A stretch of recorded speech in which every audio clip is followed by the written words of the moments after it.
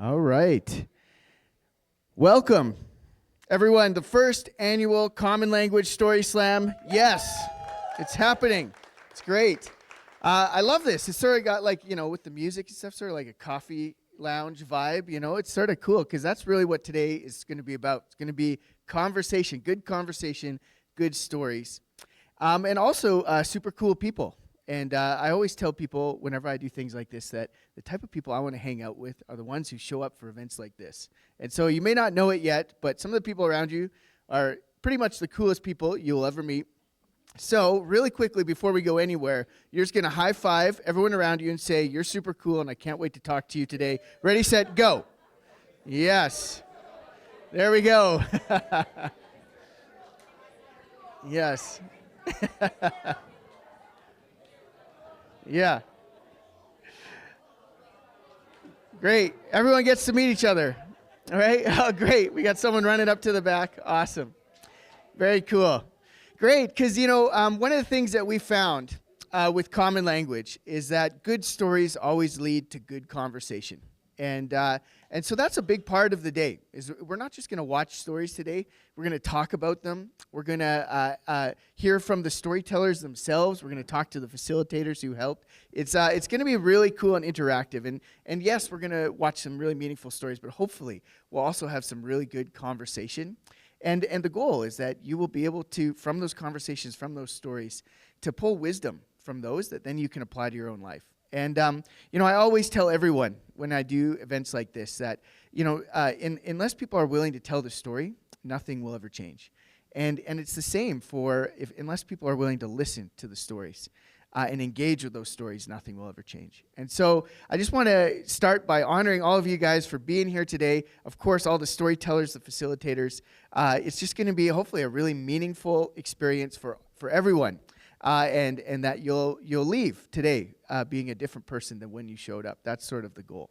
And so before we get started, though, we have to thank some amazing people made this happen. We actually launched a Kickstarter to be able to do this, and we had some wonderful people actually pitch in a whole lot of money so that we could have this amazing venue and have people from all across the country come in and be part of the event today. And so we really are going to start by thanking primarily Christy Wolf's family over here. Christy is running the chat today. Christy's mom, Cheryl Morgan, was our big gold sponsor for the event. I mean, moms, they're always like, they're the best, right? They're helping their kids. But Cheryl, you took it to another level. Thank you so much. There's lots of people joining us online. Cheryl is online today with us from Victoria. So thank you, Cheryl, for being our gold sponsor for the event. There's also Harrison and Ashley Wolf, Christy's husband and sister-in-law, and Wolf Automotive. Thank you guys so much for also being big donors to help us have this wonderful place. So let's give them a round of applause, too. And then, of course, there's all the people who bought full-day passes and things like that. We call them the Friends of Common Language. There's going to be lots of them coming in and out over the day, so thank you all if you were those people who also bought the full festival passes so that we could enjoy a good space to watch the stories together. And just because I shouted out Christy's family, I should say special thanks to my mom and dad. There they are right there. Go talk to them. Just be warned, if you talk to my mom, you'll be there for a while, and that's she just loves talking. So it's great to see her chatting with people. And so we're about to jump into our very first screening here, and Melody's going to be running the screening today. But really quickly, some people may not know who I am. My name is Mike Lang. I started Common Language digital storytelling about 6 years ago, and basically it's an organization where me and Melody and Christy, who you also meet, we train people to do something called digital storytelling. And it's a really cool sort of form of media production. You'll get to watch a bunch of those digital stories today. But what's so cool about it is that the stories are made by the people that lived them. And to me, that really matters. Because I think in our culture today, we listen to a lot of stories that are written by like novelists and screenwriters and acted out by professionals up on the stage or on the screen. And a lot of those people sometimes are disconnected from the worlds that they're trying to portray. And there's something special about watching a story that the person who made it lived it. And so it really, you get a front row seat to the real experience through these digital stories. And it's really cool to get to see how all the people who have been trained through common language are now going out into the world and helping others tell the most meaningful stories of their lives through digital story form. And so you're going to also get to meet 12 amazing storytellers today, 12 amazing facilitators who helped them make those stories. And as well as all the wonderful charities that we have here. We've got some wonderful charities that there's tables in the hallway. Make sure you go talk to them, check it out. One of the things I love about digital storytelling is you get to learn so much about the charity as well as the person, as well as the facilitator. You know, it's a wonderful way to just learn and understand the worlds that people live in. And so, with that said, I think that's enough for me. You'll see me on and off throughout the day if you're here for the whole day. If you're here for this screening, thank you so much for being here for this screening and supporting the storytellers. I'm going to pass it off to Melody Williamson, who is going to be our host. She's a level 3 common language facilitator who trains others. Let's hear it for Melody. Thanks, Mike. Okay, I am super excited to be here today. And I see my partner's at the back, and as he hears me say literally every day, I love what I do. I love being a digital storytelling facilitator. I really love just helping people to connect with themselves and with other people using stories. I mean, really, as human beings, we're all wired to do this, right? And so it's just great, though, that in our busy, crazy lives, that sometimes we just really stop and take a moment. And so that's why I want to thank you all for being here today to do that, to just take a moment and reflect and watch as someone else reflects and see what we get from that. So thank you for those of you who are here in person, and of course all of you that are online. And if you are joining us online, I just want to say that right now Christy is here on the side to help moderate everyone online. And if you want to join in the chat, please just put your name and email in, and she will be reminding you of that throughout the session. Okay, excellent, fabulous. Okay, so this morning we are starting with stories from people that are supported by organizations that are dealing with really complex, often very difficult situations. And so we say in storytelling sometimes, you know when the time is right to tell a story, right? It's different for every person. And this point in their life might be right, this person. It's also knowing that there's a right time to hear a story. So if today, I'm going to tell you ahead of time, you know, sort of some of the key issues that'll be in each story. But if you say to yourself, for any reason, right now is not the time for me to hear that story, then you are welcome to join Mike out in the hallway, kind of have a little wellness space that we're holding out there, if that's your case. So you just listen to yourself and do what makes sense. That said, although we're dealing with some really difficult issues this morning, most of it is also focused on what organizations can do to help people in these situations. So we are moving forward. So with that, I would like to say that our first story this morning is about a person who is supported by the United Voices of HIV in Alberta. And you are going to get to meet the storyteller Monte in just a moment, and a peer support person, Carol, as well. But first, we are going to watch the story, The Ride Home.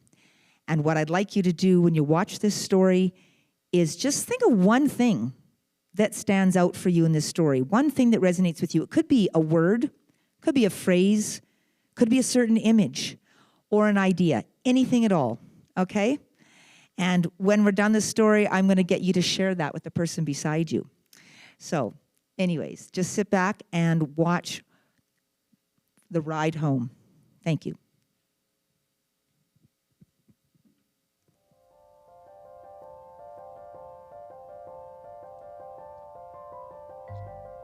After completing university, most of my adult life was spent in Vancouver. Life was an exciting journey. In the distance were life dreams, a partner, success in career, artistic achievement, Excellent health and fun times were all on the horizon. I explored different roads and pathways and was fortunate to form many friendships as companions for the journey. I was headed in the right direction. And then one day, I became ill. It lasted for weeks before I learned of my HIV diagnosis. The bright road ahead suddenly changed. Hopes and dreams felt washed away by a storm. No solid ground, diminished sense of direction. I did my best to keep moving and remember my goals. But over time, it became easier to get knocked off course and harder to get back on track. Afraid of accepting medication, I chose to hold off since my immune system was remaining intact. Years passed without feeling like I was living. Low physical energy crept upon me, lurking as a daily struggle.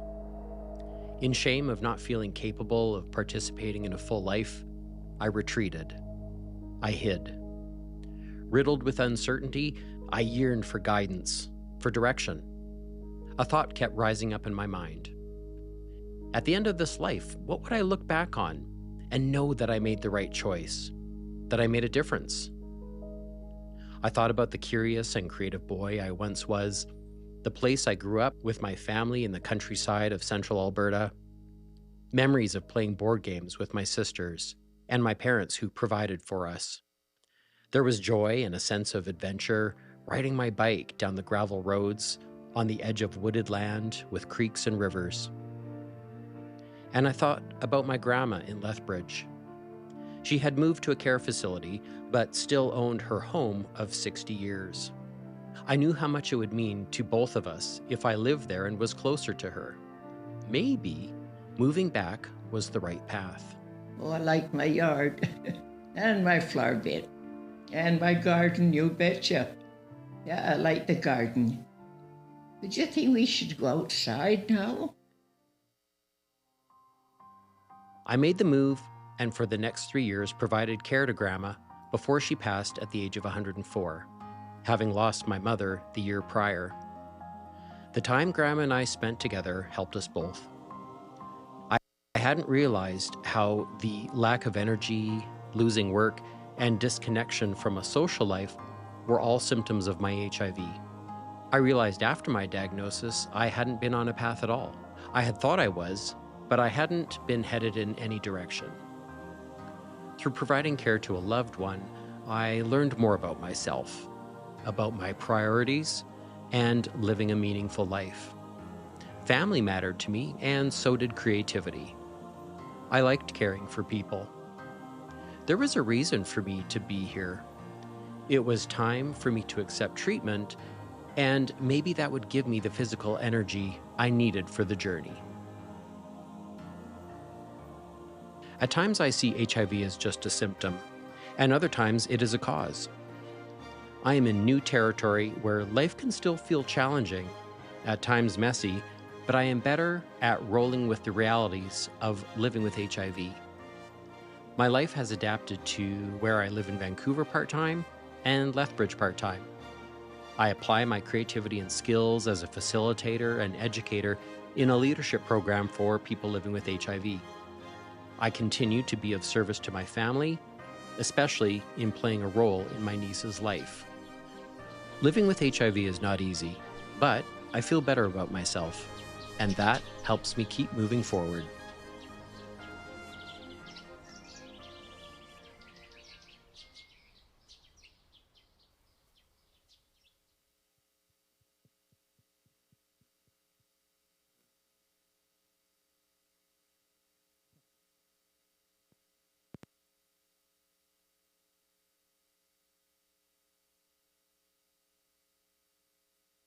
Check, check. There we go. We're back. Okay. Thank you so much, Monte, for allowing us to share that story. I would just like everyone here now to take a moment and turn to the person next to you and just each of you share one thing that stood out for you in that story. Anything at all.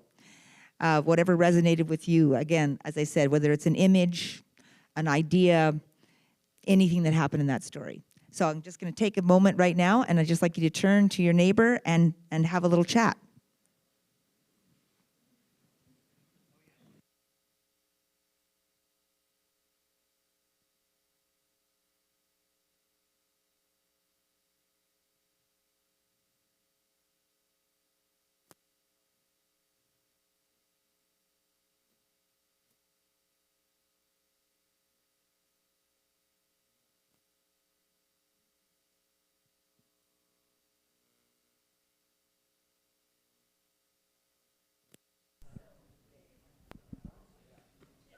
Check, check, check, check, check.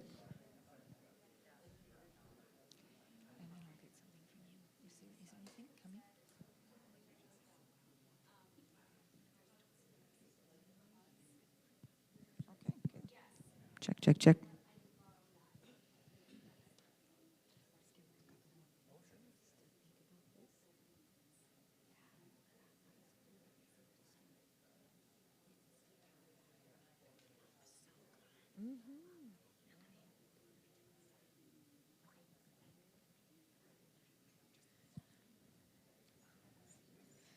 Just going to see.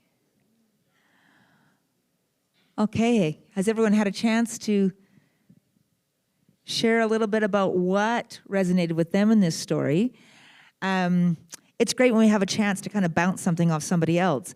And now, I would just like to say, Christy, do we have anybody online who had a comment? Yeah, here, go ahead.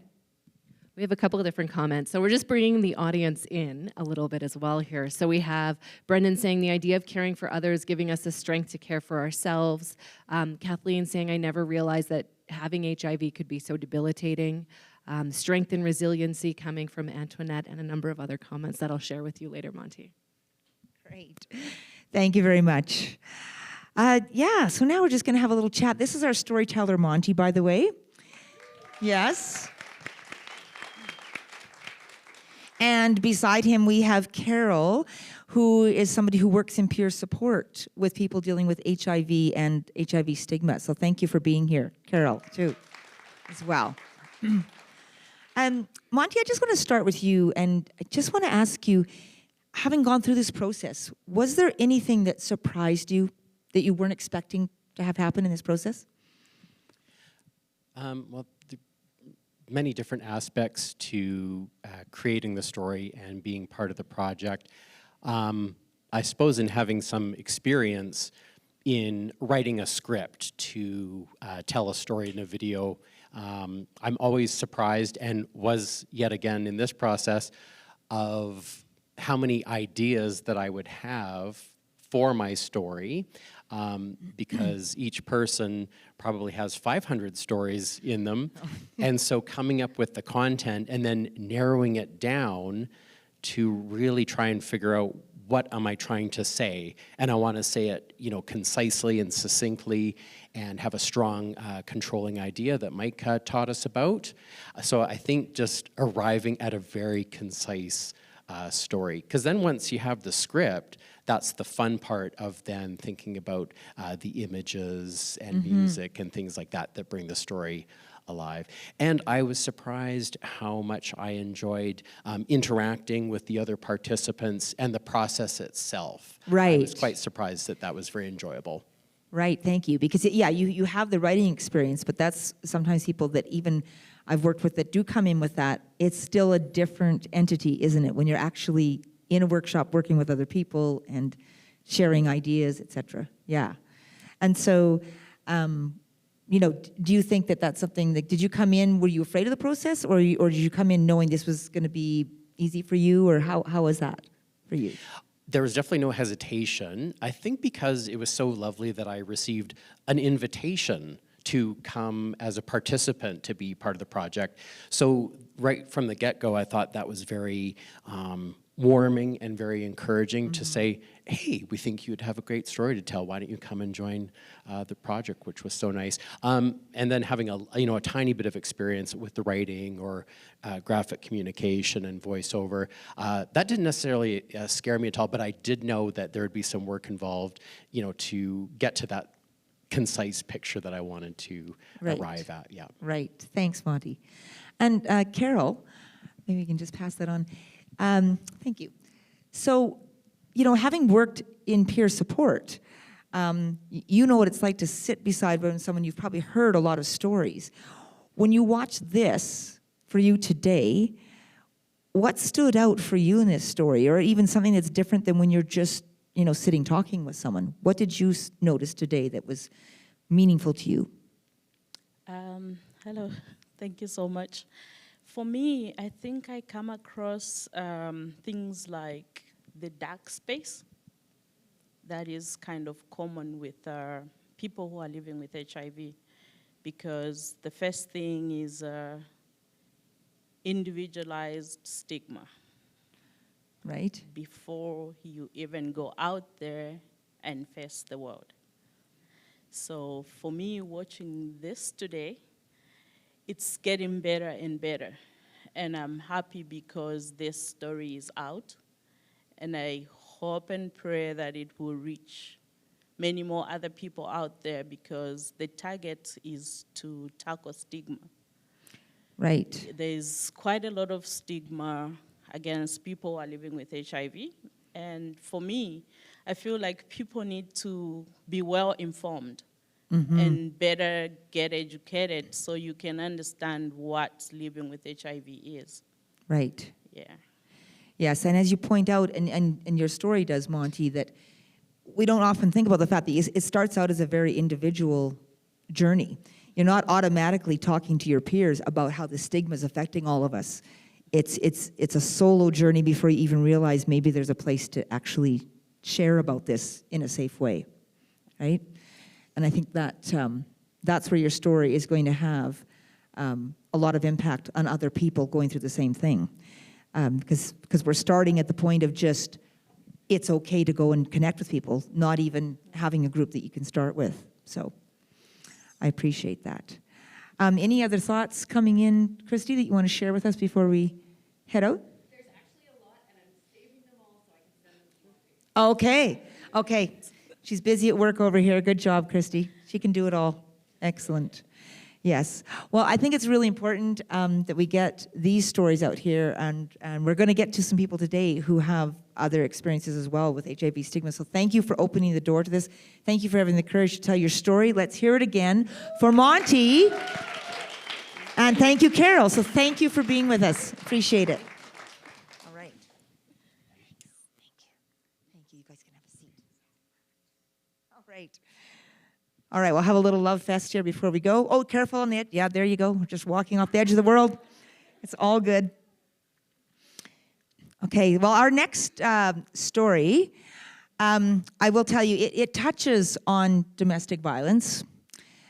Just to give you the heads up on that. However, again, the focus of this story also leans towards how you can actually get help for that. This is a pretty incredible story that we're going to watch. We do have some guests with us. Who we have Jen Siran, who is one of the sorry, where are we? Oh, Heather. Sorry, Heather Knox is going to be online. I apologize. And so we are on the right one, right? Yeah. Okay. So this is Street Vows. This one actually deals with a mother and parents dealing with children who have abusing drugs and substance abuse. So again, this is a story that we're going to delve into some difficult areas, but we'll see where this takes us for the discussion. So here we have Antoniette's story, facilitated by Heather Knox, and we're going to have an interview with them, but after we've had a chance to watch this story. Thank you.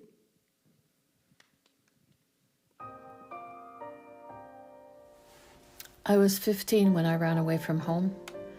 I made a vow on those streets. When I have kids, they are never going to feel alone. Those words still echo decades later. Life has taught me that sometimes being there means something different than what I imagined. Not knowing how to cope impacted my kids. I would lose it. Drinking and driving. Couldn't remember addresses when I was driving places. not good when you're a taxi driver. My children watched me struggle. My adult children witnessed how I lived my life as an example, not my telling them how to live theirs and not living mine. That old saying, "Do as I say, not as I do," struck a chord. I need to be living in a way that they can see, not as I say. Shifting some of my own perspectives and honoring myself and being true to me, not always easy to do.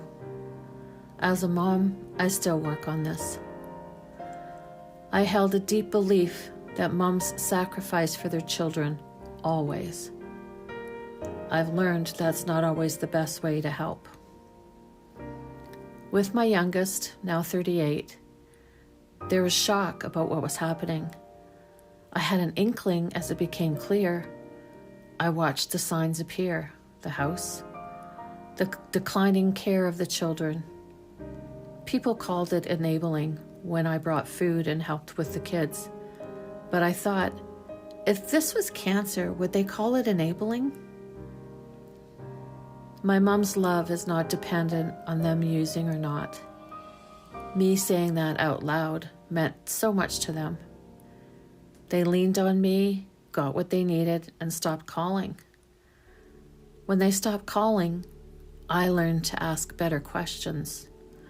I noticed you aren't calling me like you used to.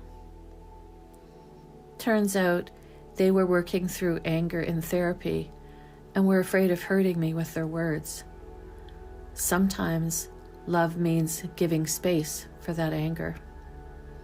Why are you being so nice to me? I'm a fucking addict and probably always will be. Oh, that is not how I see you at all. My love isn't dependent on whether you use or don't use. People who have lost someone often feel guilt and shame at not doing enough. Navigating the pain is overwhelming. Forget what everyone tells you to do. Follow your heart. We teach our kids to walk and talk, but when they're adults, we need to learn to listen, to ask good questions, not fix things. Stigma is more deadly than drugs. I have become aware of the damage language can cause. No labels, labels cause harm. The last thing I wanted to do was cause harm. My belief is we are all here for a reason, to become what we have come here to become and to do something only each person is here to do. For me, it's always coming back to this. I have to remember what is and what isn't helpful. Filling the uncomfortable spaces with love instead of fear. Who is the parent I want to be? How do I want to show up? No advice, no bullying, just presence. When I connect from that vulnerable space, everything changes. We all need community to heal. I needed that. And when my kids are struggling, they may need community more than they need me. That kind of felt like a blow to my ego. How do I let them know they're not alone? Some of my ways have caused separation. Sometimes it isn't my business. I am honored when they share with me. It's up to me to release preconceived ideas and any personal expectations. It's up to me to do my part, be aware of what I'm doing. It's about my personal accountability. Sometimes being there means they walk their own journey, knowing they carry our love with them. Sometimes it means sitting in silence, holding space for whatever comes next. Those street vows still hold strong, but their meaning has evolved.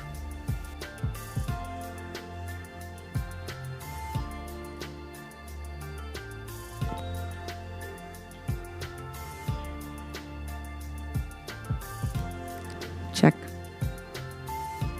Thank you for that story, Antoniette. I know she's joining us online. And also the organization, Mom Stops the Harm. We do have Wendy Little here, which we're going to meet in just a moment. But again, this is your chance to get involved today.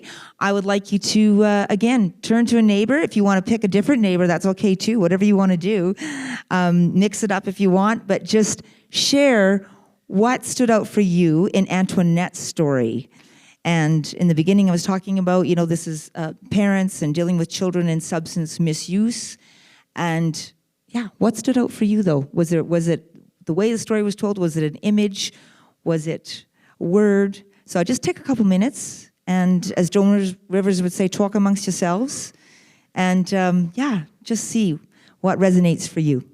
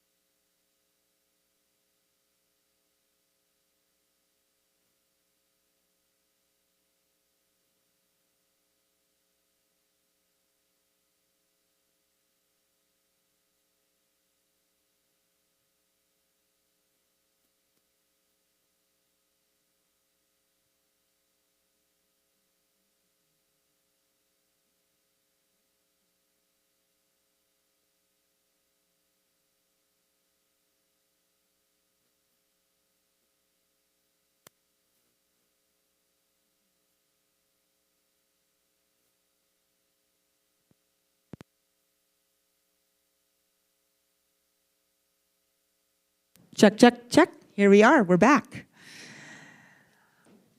All right. I know there were lots of things that resonated in that story, and I could hear in some of the conversations. I know one of the things was that line about, knowing when to ask the right questions.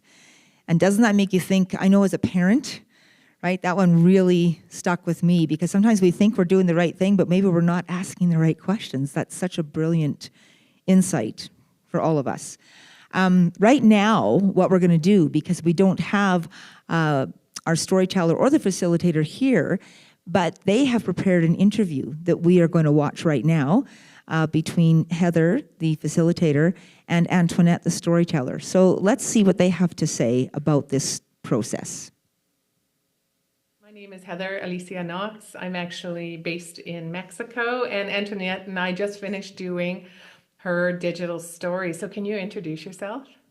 Sure, thank you. My name is Antoniette Gravel-Ouellette, and I reside in Treaty 2 territory in Manitoba. Awesome. And what's your role with Mom Stop the Harm? I am Mom Stop the Harm program coordinator for Healing Hearts and Holding Hope, which are support groups for families. Great. And we just finished your digital story on Monday. And so this will be like our little debriefing session. So what motivated you to do this story with me? I was invited by Mom Stop the Harm to share. And I think what really motivated me was, what is it important for me to share about my journey? And I think I talk to many families across Canada, and I hear very similar threads. And so I really wanted to share my perspective and in hopes that it'll help somebody else. Nice. How does it feel to see your personal narrative transformed into a digital story now that it's done? It was hugely impactful. I still get teary when I watch some different parts. And I think that, Heather, you did a phenomenal job. We talked many times, and I was thinking, how in the world do you put this all into something that's so concise and really conveys the message from my heart that I wanted it to? And so seeing it all come together, I think is really beautiful. Great. Was there a moment during the process that surprised you or affected you unexpectedly? Absolutely. Yeah. Yeah. And the surprise or the moment, I think there were many, and the common thread with all of them was how it brought up so much from deep inside of me, and how deeply it touched me as we were doing it. And there was a lot of self-reflection. There was a lot of grace. There was a lot of parts that just brought up so many different pieces of me that some of them I hadn't thought about for a really long time, but they were important for the context. So yeah. Wow. I know you put a lot of thought into this. What influenced your choices of images, music, or other elements of your story? The choices for me needed to be relevant. It needed to convey some of the emotions that I was feeling. And some of them have my kids in them, and they're a very, very important integral part of my journey and of my story. And so those were all pieces as they came together. And sometimes when I didn't have words, some of the imagery was more about the emotion that I was feeling. Yeah, and I know everything was so intentionally picked by you. What was your favorite part of the creative process? I think watching it all come together. I think watching, because we worked on it in different pieces and segments, and watching how it all came together. And I will say one of the other most favorite parts was working with you, because you were so kind and respectful. And sometimes when I was feeling overwhelmed, you gave space for me to be able to take care of me and do what I needed to do. And that was really honoring and appreciated. Well, it was a true honor to work with you. And as I said the other day, I'm going to miss our calls. So to end, if you could tell the audience one thing after them having viewed your digital story, what would it be? One thing. Okay, two. Okay. Is to remember it's all about love. And in my story, I talk about how we all have come here to become who we've come to become and do what we came to do, and to remember that wherever you are in your journey, that it's about reflecting on that, and just to remember that love is throughout the whole thing, our relationships with our loved ones. And when we remember, what love is and how to love, that is more impactful than anything else you can say or do. Beautiful. Thank you. Thank you. Thank you for allowing me to be part of your beautiful life and your story. You're a true inspiration. Well, thank you. Thank you for the honor to be able to do this, to share with others. So thank you. Thanks, everybody. Excellent. Thank you so much, Antoniette. And Antoniette, we know that you're out there online and you're actually responding to a lot of people's comments online. So thank you for that. They're having quite the discussion, aren't they, Christy? Yeah, that is great. Excellent. Yeah, so I would also at this time like to bring up Wendy Little. And Wendy Little works with the organization Moms Stop the Harm. Hi, Wendy. So this is going to be, I'm just going to give you this one here too. This is going to be a little bit of real life response here, because I was talking to Wendy before we started, and she's aware of this whole process, but she has never seen this story until now. So I would just like to ask you, Wendy, what resonated with you? What hit you watching this for the first time? I think probably the power behind common lived experiences and how we can use those to teach each other.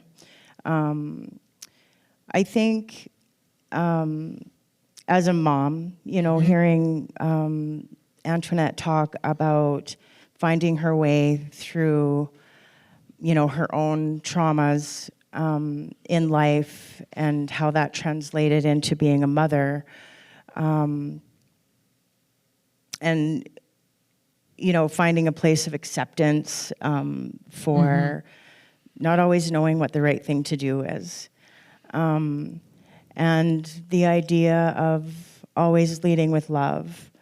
I lost my son in 2020 to a substance use related death. I'm sorry. And it was after that I connected with Moms Stop the Harm and their networks, Healing Hearts and Holding Hope. And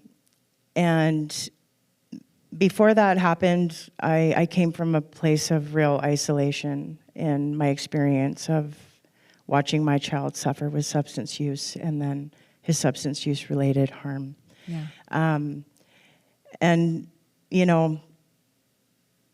just the experience of connecting with a network of parents and allies that have the same lived experience was a game changer for me. Right. And I so appreciate the networks and all the things that Antoniette does for our group to support families across our country. Yeah, thank you. Thank you very much. And you've touched on something that is really at the cornerstone of what this is all about in terms of that common lived experience. Because just as you're saying, I know from going through cancer, when I met somebody who'd gone through the same thing as me, that's when the light went on, right? Yeah. That maybe this is possible to get through this. Yeah. And so I'm glad if you and people that you're supporting in your organization are able to do that. And so thank you so much for being here, for supporting that. And thank you, Antoniette, for sharing your story, because without that, right, others can't see that it's okay. We're all struggling with something. And parents in this situation especially, to know they're not being judged, they have a safe place to just be. So I really, really appreciate that. And thank you for being here. You're welcome. Thank you. Let's Thank hear you it very again for much. Antoniette and this story. Yeah. Thank you. Go forward with love.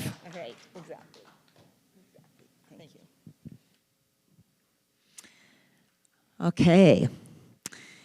And we're just going to keep moving along here because we've got another couple stories. But before we do, did you have something you wanted to add? You do, I can tell. I was excited. There's so much going on in the chat right now, you guys. As Antoniette has been answering everybody, and so there's a big conversation going on in here about the term enabling and what that looks like and how different people are feeling about that. So I know that when this is recorded, so if you want to hear some of that conversation, I think that's well worth going back to. And then just one other line that really stood out and has been mentioned a couple times is that idea of asking different questions. Maybe I wasn't asking the right questions, and so that really hit a chord with people here. Okay, thank you. Thanks for everybody who's sharing online. It's great because we feel like you're right here with us. We're not just this room. We've got a lot of people online as well. So we're actually potentially filling this whole hallway. Okay, so now we do have the story I was referring to earlier that does touch on, of course, the subject of domestic violence, but is also leading towards what we can do to help people in that situation.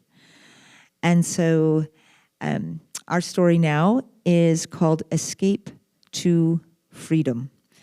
And the organization that is supporting this is Safe Families Canada, in particular the Steinbeck chapter in Steinbeck, Manitoba.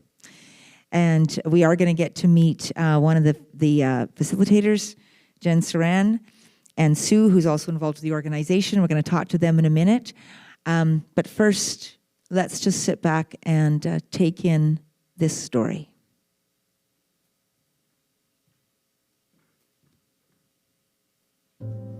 I ran. It was the scariest thing I have ever done. The fear stole my breath and my legs felt shaky, but I ran. I tried so many things to distance myself from him, but I had yet to successfully escape. So I did the only thing I could do, drive as far as I could and leave everything I knew behind. I feared for my unborn baby. I felt broken.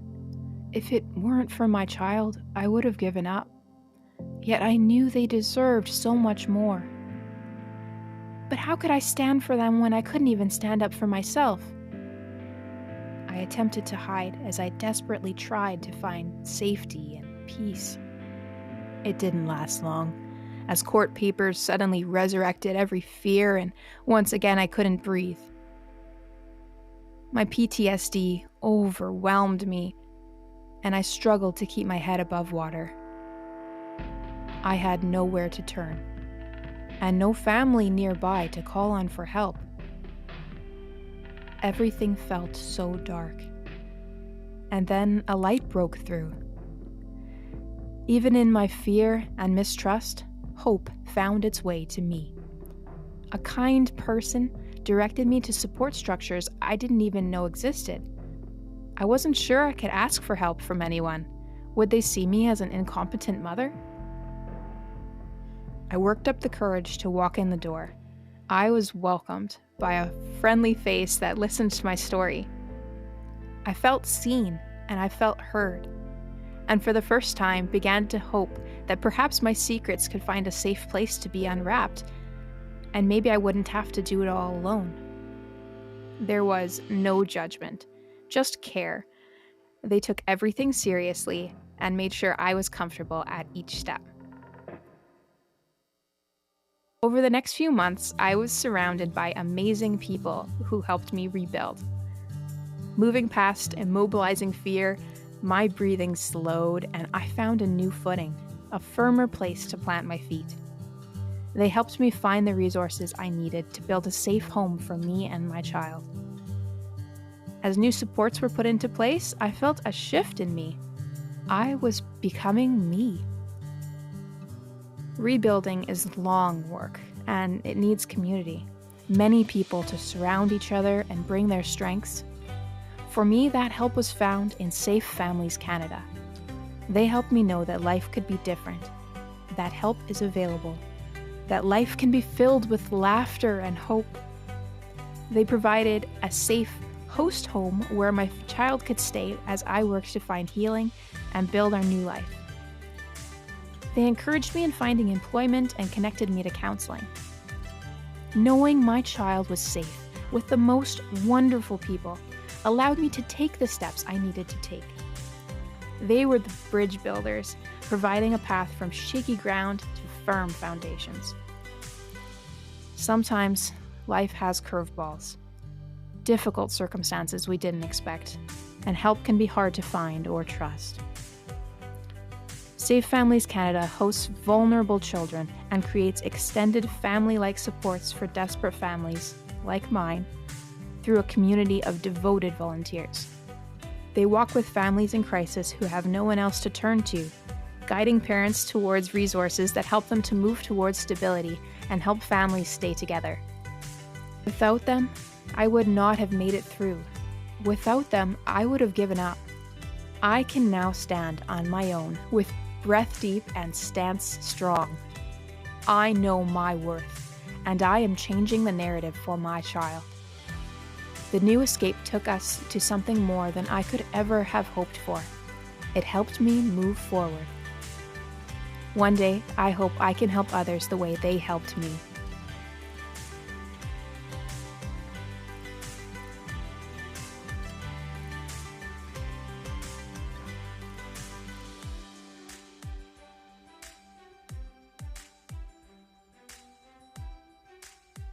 Absolutely. I think you'd all agree every story that is made takes courage, but this one in particular, to me, took a huge amount of courage. I think this deserves another round.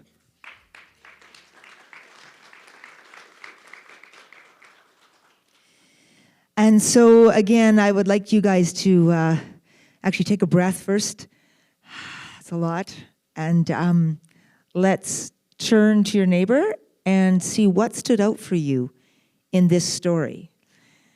And you'll notice I don't have a name for the storyteller. We'll get to that in a minute, why that's so. Anyways, please just talk to your neighbors and see what stands out for you, just one thing.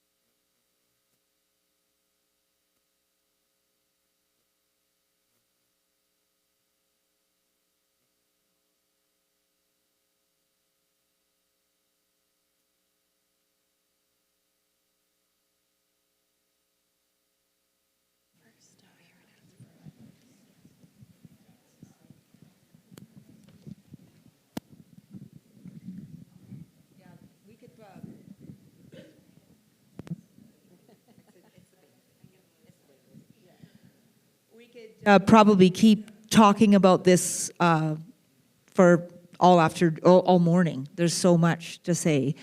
But I was hearing some really rich conversations, in the use of the water and what it feels like. You're saying, I heard that in your story, what it feels like to go under and then go under again, right? And with me here right now, I have one of the facilitators, and she's one of our facilitators, common language facilitators. This is Jen Siran. And I also have Sue from Safe Families Canada. Yes. Welcome. It's interesting because actually you used to work with Safe Families Canada as well, and you were one of the founders, right? You started to help get the organization going. Yeah, there's a group of us volunteers that grouped together to do fundraising to get this chapter in Steinbach off the ground. So I was part of that for quite a few years. Excellent. And then you became one of our digital storytelling facilitators. That's right. And it's great to have you with us here because you picked up the ball kind of in the organization about the time that Jen left. Yes, shortly after Jen left, then I came on as director. Excellent. Well, one of the things I'd like to have you talk about, we can imagine because of this story, how important it is to have someone remain anonymous. So this was not just a typical story. This took a lot more effort. Can you speak to that? What were some of the things that you did to help make this story come to life? Yeah, absolutely. I had a conversation with the mom. This was one of the stories that came out of our local chapter because we're across Canada. But I had a conversation with the mom and just asked her to share some of those emotions, right? And I also spoke to the people that were helping her, the community that was built around her, some of our volunteers, just to get that sense of what she was feeling and how difficult this was, the experience, and then also the hope and redemption that came out of it.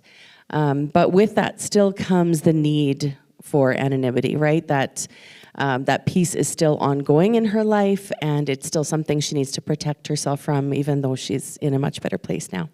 Right. And so what were some of the things that you had to do to help protect that anonymity, to keep her safe?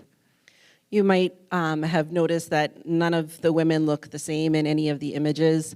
The age and the sex of the child changes continuously throughout, keeping it really open and clear that it's not attached to anybody in particular. I've never actually met the storyteller. I don't know what they look like. So it was really easy then to just keep it very protected. Right. Yeah, because that's one of the things in this situation, that we don't often think of, because you think on one hand, even when anyone's sharing a story, right, there's an emotional vulnerability, but here there's an emotional vulnerability as well as legal ramifications and all kinds of things. So it's a double whammy. That person is getting hit by the actual, poor choice of words, by the actual abuse, but then also just the idea that to continue their life on without that turning against them, if they bring that up in the wrong context, right? Yeah.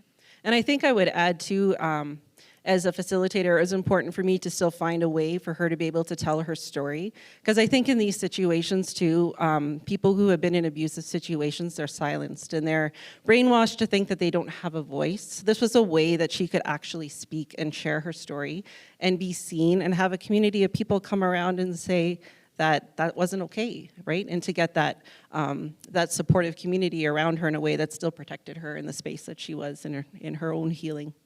Exactly, and I appreciate that effort that you went through, because that is one of our jobs, as facilitators, to find a way for this to happen, and you really did that, because this is not an easy situation, and yet the whole premise of digital storytelling, as it originated in Berkeley, California, was to give voice to the voices that we don't typically hear, right? And you guys went to a great effort to make sure this voice gets heard, and we applaud the courage of this storyteller, absolutely.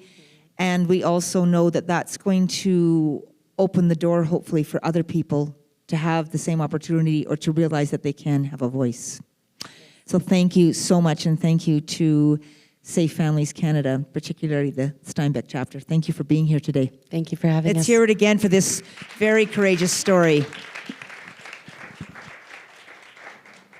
Thank you, ladies. All right, as these guys make their way back to their seats, our next story comes from Uganda. And I will say that Mike Lang, that you met earlier, the founder of Common Language, he has been working with people in Uganda for many, many years. In fact, that's where he first started training people to become digital storytelling facilitators. And so he's done many, many projects with them. But one of the most recent is supported by an organization called Uganda Healthy Child. And this particular project focuses on healthy adolescence.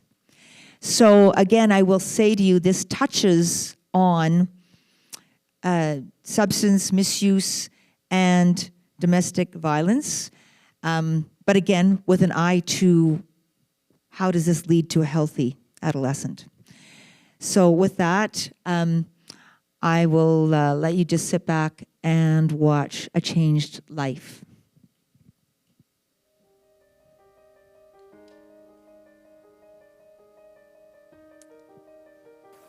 Five years ago, during the COVID-19 pandemic, my friend and I had not talked over 8 months. On this particular day, I decided to break the silence with a phone call which she did not pick, but rather sent a message informing me about how she had been ill for the past 7 months. She requested me to check on her. A couple of days later, I traveled to her village. When I got to her home, the silence was alarming and different from my previous visits. I could hardly feel the vibrance and warmth that existed in this home before. This got me worried and raised my suspicion that something was wrong. I called out to check if someone could hear me. In a few seconds, her mother appeared at the entrance, greeted me and pointed to the room where my friend was. When I entered the room, I could hardly recognize my friend's face as she was all emaciated. Tears rolled down my face. My limbs were trembling. She whispered in a soft voice and told me it was cancer of the cervix in its advanced stages. At that moment, I felt terrified about how my friend had gotten to this stage, and I wasn't aware. I remembered the times she told me about experiencing abnormal vaginal bleeding and recurrent infections, and how she was using local concoctions to treat them. I supported her out of bed, and my hands could feel the lines of her rib cage. It was at that time that I realized that urine was dripping down her legs.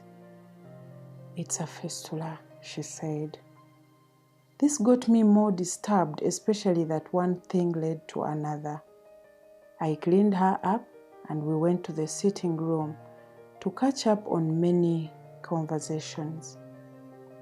She told me how she had got a job with a reputable organization and how she had a dream of getting married and having children after recovering. She then asked me to invite a priest to pray for her, which I did, and this put a smile on her face again. I returned to my workplace a few days later with hope, and my only prayer to God was for her healing. 2 weeks later, I received a phone call that my friend had passed on. I was shocked and confused. I had believed that she would survive the cancer. With so much pain, I traveled for the funeral. When I saw her lifeless body, I believed that she was no more. It was at this particular glance that I realized that something had to be done. The narrative had to change, and this change would begin with me. My friend represented millions of girls and women that die every day due to cervical cancer. After the burial, I went for my first ever cancer screening test. I also encouraged my mother, sisters, and friends to go for the test. As a midwife, This experience motivated me to prioritize and champion awareness creation among girls and women, to utilize HPV vaccination and routine screening respectively. If my friend had gotten this information in time, we would not have lost her. She would have lived to achieve her dreams.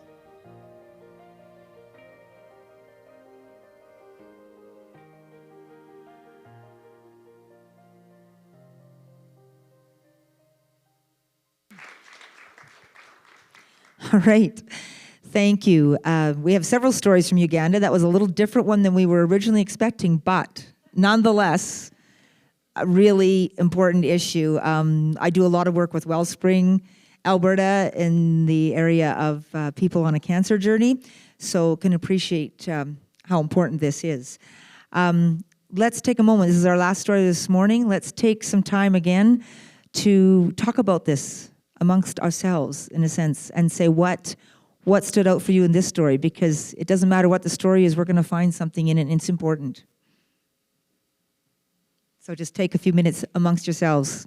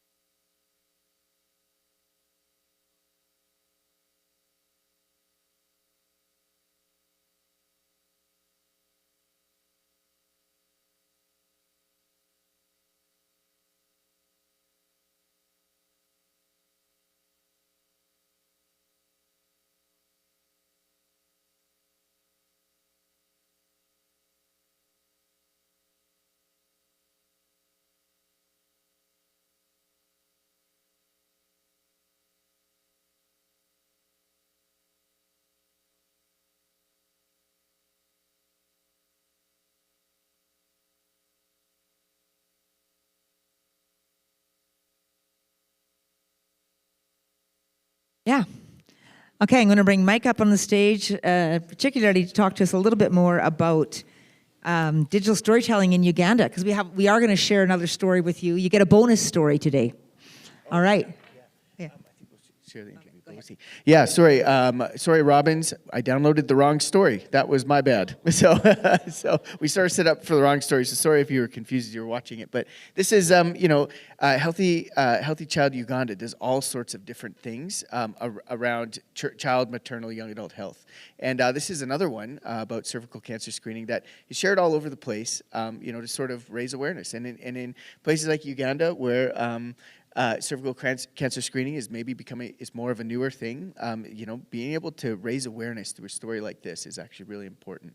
And so, yeah, it's been really cool the way that the team in Uganda has utilized stories all over the country. And they actually partner with the Ministry of Health in Uganda to create short stories like this about all sorts of different child and maternal health topics and take them all over the country and show them in these small communities, little TVs. Sometimes you hang a blanket from the wall and you got a projector, and then there's always these community conversations that are stimulated, which is amazing. So, yeah, they're doing really cool things. Awesome. And I know you've talked about before how even in Uganda they've kind of developed their own methodology along with what you've taught them. So they've really taken it to their own, to other levels, right? Yeah, one of the cool things about over there is here, we've had a single facilitator working with a single storyteller.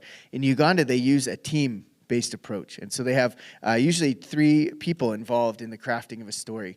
And it's really cool the way that they've sort of been able to modify the process to create their own stories in ways that are really meaningful. And they also do things differently, like we always have lunch together, that's an important part. People are traveling long distances sometimes to come to the place to make the story. So it's really cool to see how they've taken the methodology and made it their own. Mm-hmm. And I've learned so much from working with them over the years that everyone here in North America gets to benefit from, because we take the lessons, from things that happen and we apply them here in North America. And it's been so cool to see how we've been learning so much from them as a community. So. Absolutely. And so now we're gonna have a look at. Yeah, so I think we probably don't have the Healthy Adolescents and Young People story downloaded. Okay. So we're going to watch just the interview that Robens and I did about that story. And he'll talk a little bit more about the project. But just really quickly, Healthy Adolescents and Young People was a project that they just wrapped up. And they got to do basically community screenings, community events for young people. And they would get hundreds and hundreds of young people coming out, and they talk about all sorts of different adolescent health issues. And the story that we were going to watch is one of the young adults who had a bit of a rough background because of COVID, really. It shut down the school, shut down all this stuff. He had to pick up a job, and because of that job over there, it's bodas are the little motorbikes that you hop on and get driven around on. And he took that lifestyle up, and it came with some difficult things like substance use and things like that. And then through the Healthy Adolescents and Young People program, he actually became a peer mentor to others who were in those situations, and that was what the story was about. So Robens may reference that a little bit, just so you guys know. But yeah, let's hear from him. Yeah, I get to see what the peer mentor now is saying to Robens. Okay, great. Here we go.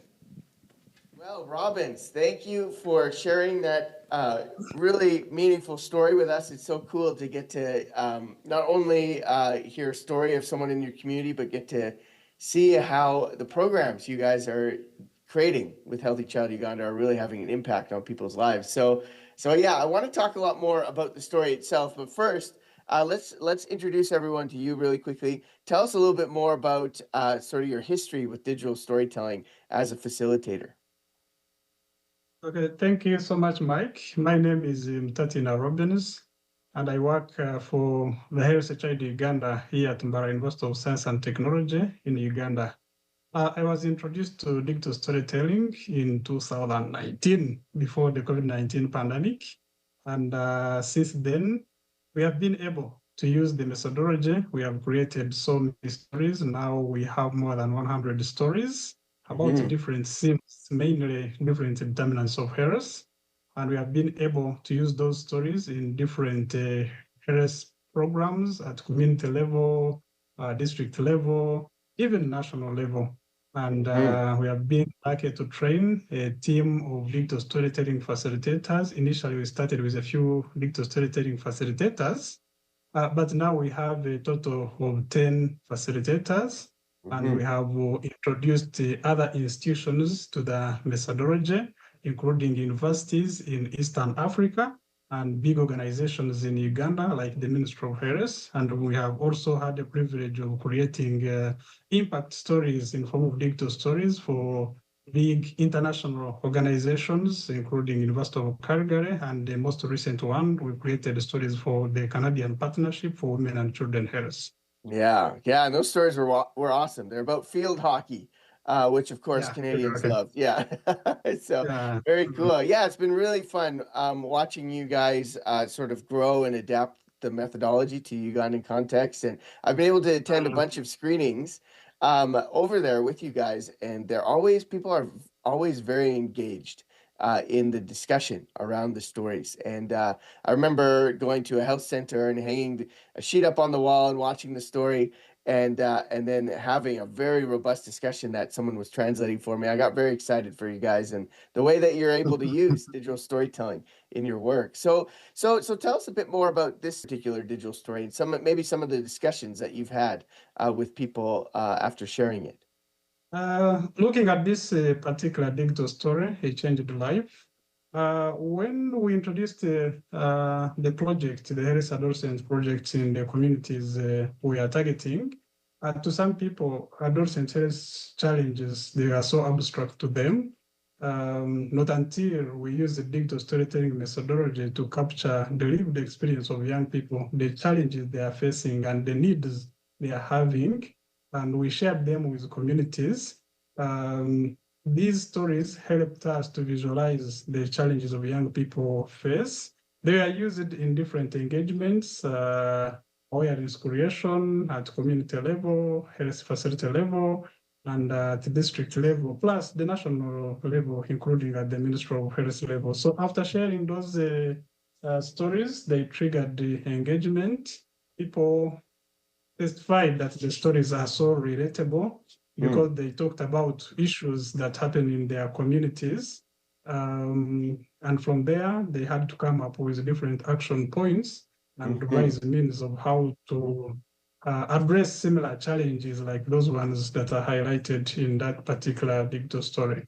Yeah, it's amazing. I remember Teddy, who works with Healthy Child Uganda. She's the program manager there. She was telling me once that you guys, when you would go and do your engagements with the health officers and things like that, you would show a digital story, and after the digital story, you were supposed to do a whole presentation to get them excited about the HEY program. But often they would show the digital story, and then they would start talking about, okay, what are we going to do about this digital story? And you didn't even have to do the rest of the presentation. They were so excited to be involved with HEY, right? So I love the ways that you guys have been using them to engage communities, but also to share, with youth, right? And the challenges that youth face, and normalizing some of these challenges, and also finding ways to support those communities. It's, HEY has been a really fun project. I got to be involved in a couple different ways in that project with you guys. So I've really loved the way, though, that in particular that you've used digital stories in your work there. So, okay, so Robin's last question. Where are you guys at right now? For you as a facilitator, but also with Healthy Child Uganda, how are you looking at using digital storytelling into the future?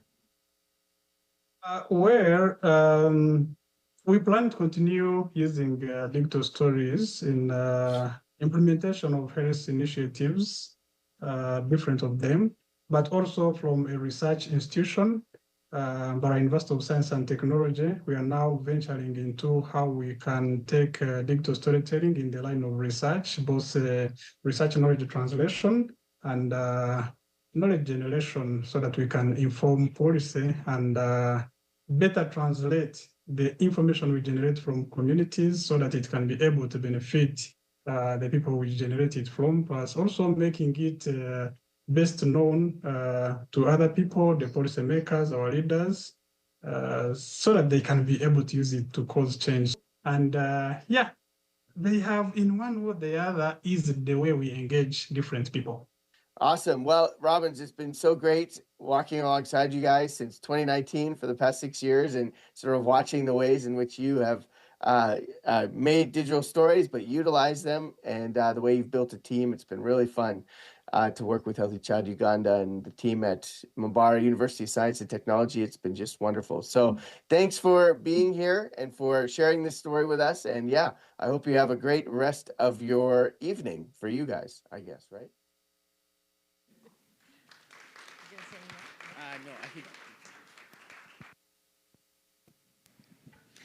Okay. Well, thank you again, Robens, for that interview and for the story that you did do, for all the stories we've had this morning. And now, just to wrap things up for this session, we have a wonderful guest. I met this incredible woman at the first annual Digital Storytelling Film Festival in Greece last September. And Dr. Carmen Logie, she is a Canada Chair Research focusing on health equity and social justice. She's a full-time professor at the University of Toronto, and there her focus is on HIV stigma. She also loves to travel. If you talk to Carmen in any given week, she could be on 3 different continents. She's doing work somewhere all the time and everywhere. And she also loves to ride a motorcycle. Anyways, with no further ado, I would like to welcome and bring up Carmen Logie.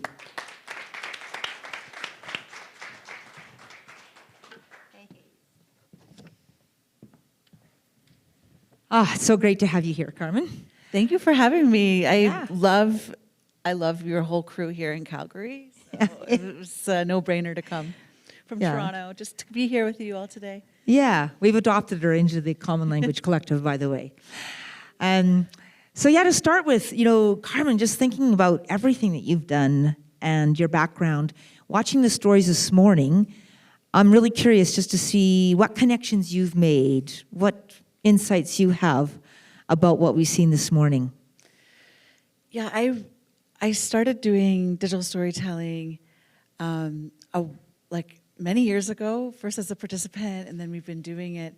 And I'm still blown away by some of the common themes that we can learn, especially when we hear stories about people experiencing stigmatized issues. And I think one of the themes that I saw, and I am an academic, so I did write it down so I wouldn't forget. But one of the themes I saw was this concept of critical hope, which is, some Paulo Freire, Brazilian educator, says, how do we have hope in struggles for social justice, for social change? How can we hold both hope in one hand as well as the reality of struggle in the other hand? Mm-hmm. And I think every single story talked about hope somewhere in the journey as being transformative. So that was one thing that, I watched them yesterday and I watched them again today, and it still feels very moving, and that we can hear these stories of challenge at the same time that we can see that there is hope. And the second theme I saw through all of them was change is possible, and it can be really amplified and almost needs a community. So every single person had some sort of connection to others to support, and they also had themselves as being resilient and courageous to change, and that was supported. So I saw that as, obviously linked to hope. And the other common theme was a lot of the challenges that people are experiencing, like stigma around various issues, are created in society, and they're not individual problems, but they can often be felt as individual problems. And I think that a lot of times in those stories, people saw that they weren't alone, and that was one of the biggest shifts, was from feeling that there's something alone to feeling actually there's a community of people who have similar experiences, and that, if these problems are actually created by some sort of social issue or stigma, then actually the solutions are also in society. And, right. And then people aren't alone and they can connect. And I say that, one of the things that struck me was the T-shirt in the statement that said, "Stigma is deadly." Yeah. And I really was like, oh my gosh. And we saw like across the stories of HIV stigma and substance use stigma, and then gender-based violence. And there's obviously that's rooted in gender-based stigma. And then we also saw cervical cancer and HPV stigma. So I feel like stigma is deadly and it's the problem. Like Yeah. The problem is actually stigma, and it, might Right. not be the substance use. That could also be a problem, but we talked a little bit about symptom and cause in our discussion, but I really like that stigma is deadly. And then the last point I'll make is around, I saw love in olive, and this concept of, in all the stories people talked about love, whether it was love for their child who wasn't born, love for a family member like a grandmother, love for their child, love for their friend. We saw love in all of these stories. And there's this concept of the beloved community. And we also saw communities come in and step in and care for people. And so I really think that that's part of maybe why digital stories can be so powerful, is because we are all part of now the like understanding this story and Right. resonating. So I saw those themes. Yeah, thank you very much, Carmen. And it's so true. That's why we gather together in a sense, because until people realize that maybe the issues are more systemic, and realize that we need the whole community to step up to help solve these. It's not your problem per se, just you, right? And seeing that larger context leads to the hope to realize. Yeah, and it's also, you facilitated us, I think, creating this beloved community by asking us what resonated with you. Like, how could we each see something, an emotion, a thought, a feeling, in each of those stories that connected with something in ourselves. Right. And so that kind of breaks down those barriers between us that, create these differences that, I can't connect with that person. I don't have that experience. Well, have you ever felt, I'm sure in this room, has anybody ever felt alone? Like ever? Yeah. Worried, concerned. Exactly. Like, not belonging, afraid. I think these are that common emotion that we can connect to and say, oh, I can see myself in this story, even if that person seems to be very different than me. I can at least resonate with the humanity, that shared humanity that we all have. Exactly, the shared humanity. That's exactly what we're sort of aiming for, is to find that, right? And to use that to our benefit here. So thank you so much.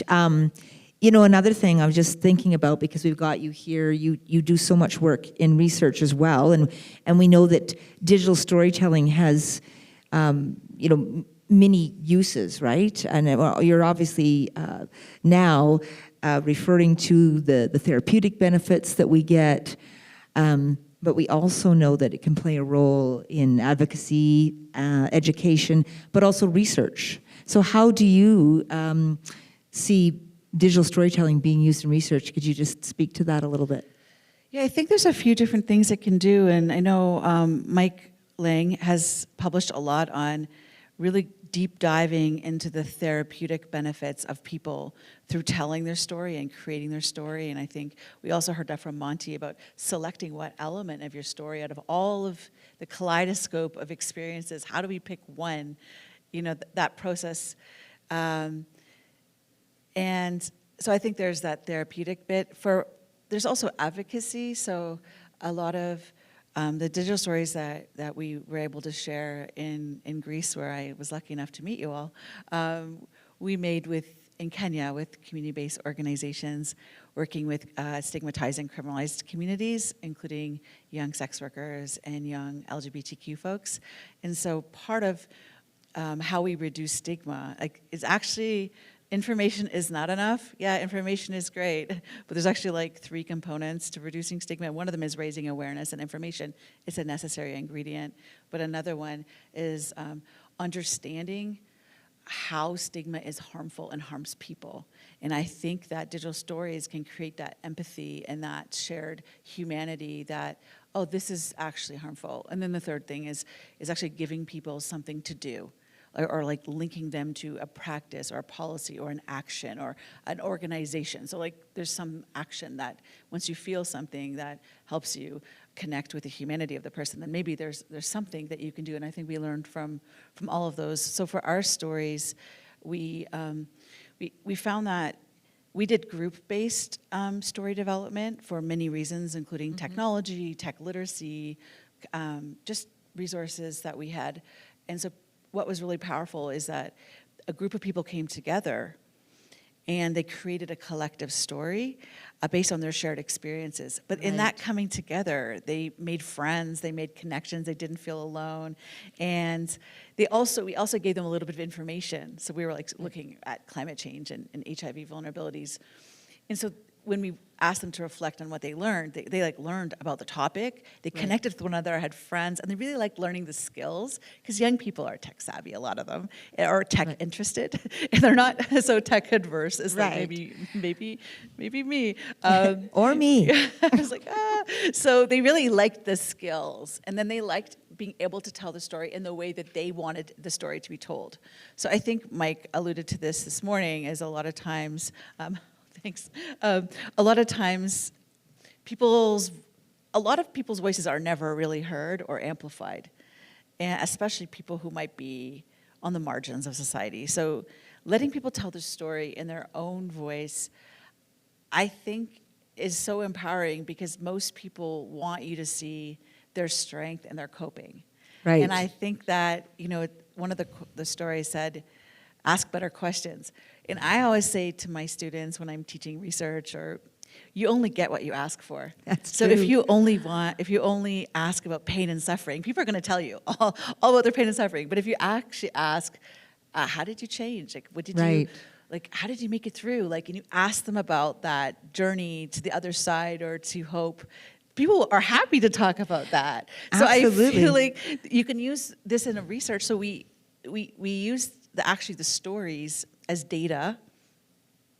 And we also had individual interviews. So we didn't just use the stories, but we actually found the richest insights were from the digital stories. I think because a lot of times you get courage in speaking up as a group, especially if you're young and you're talking to people who are older, or if you're super marginalized and you kind of get the courage to talk about some hard things that you might feel too ashamed to talk about on your own. Right. So we've been using it, I guess this is my very non-linear answer. You can use it to have therapeutic benefits for the storyteller. You can also have it to raise kind of consciousness and awareness about issues with people, and then build community and support, and also then to take those stories. So we've taken those stories and we've screened them to raise awareness at organizations, with governments, and all these different places to reduce stigma, to raise awareness, but also those organizations can then think, what program changes do we need to do to address the issues that the young people raise? So there's so many, I think there's so much unlimited potential of the stories. That's right, thank you. It's like the pebble in the pond, right? As we see digital storytelling as that first pebble, and the ripples, sometimes we don't even realize when we start just how far those ripples are going to extend. And you've seen that in many projects that you've done. So thank you very much for being with us. Let's hear it for Carmen. Me. Yes. We really appreciate your insights, especially. And it's so good to see you. Yeah. I mean, it was one of my highlights of last year was meeting this whole crew of folks. So thank you. Absolutely. Thank you. Okay, well, thank you guys. Again, thank you here and online for holding space. I want to remind you that all of the different not-for-profit organizations that we've talked about, there's a QR code that you can see on some of the things we've handed out, that you can look up these organizations if you want to learn more about them. Okay, I just want to remind you of that. And I would like to thank all the organizations, Moms Stop the Harm, Safe Families Canada, Healthy Child Uganda, and the United Voices of HIV Alberta. Let's hear it for those organizations because they are really helping. Yeah. Right. Yeah. In order for digital stories to help change the world, we need organizations to support that process. And they certainly are doing that. And we appreciate what they're doing for the people that they serve. And so thank you guys for holding space. We really are excited to have you back again for any of you who are coming back. And if you haven't planned to, you're welcome to. We'd love to see you again. Our next session starts at 1:30 p.m.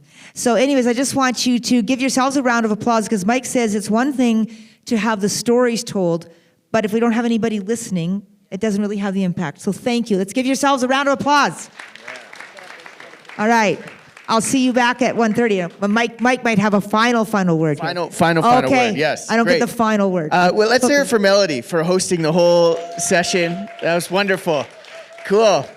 Great. Well, yeah, it's been an amazing morning already. I'm so excited that we got a couple more of these to go. I just had to say one final thing because I love what Carmen said about the 3 different ways to reduce stigma, right? In some ways, a lot of the stories today were about stigma, but she had awareness, understanding, and give people something to do, right? Or a link to an organization or some action. And I really love that stories lead to understanding. Right? And one of the things that I heard just this week, a quote this week, is that once you understand someone, you can never hate them, right? And I think a lot of stigma revolves around not understanding, right? And there's a lot of hate you see in the world today, and I think digital storytelling could be one way that we could all do that. Now you guys are all part of these stories too, right? And it's very exciting to think of the understanding that hopefully all of us have gleaned from the session today. So really quickly, a couple last things. We just want to once again thank our wonderful sponsors. Cheryl, you're amazing. And Harrison Ashley, Wolf Automotive, we thank you guys for this. We already thanked all the charities, but then also to all of you guys for sharing a bit of yourself with each other. I think that's really cool. The way we had some wonderful conversations at our table. Hopefully you did too. For those of you with a little blue wristband, stick around. We've got lunch for you. If you had planned on only coming to one screening, stick around. I mean, we've got room for the whole day. So if you want to come back at 1:30, please do. Or if you come back at 4:30, we'd love to have you stick around for the whole day. It's going to be great sessions going. So thanks again for being here. And yeah, we'll see you, everyone online. We'll see you in a little bit. Everyone here, feel free to stick around and hang out for a bit. We've got this space. Maybe we'll go to the beautiful sunny patio. These curtains don't let us see how beautiful it is out today. So let's enjoy the sun, and we'll see you back here in an hour and a half. Thanks again.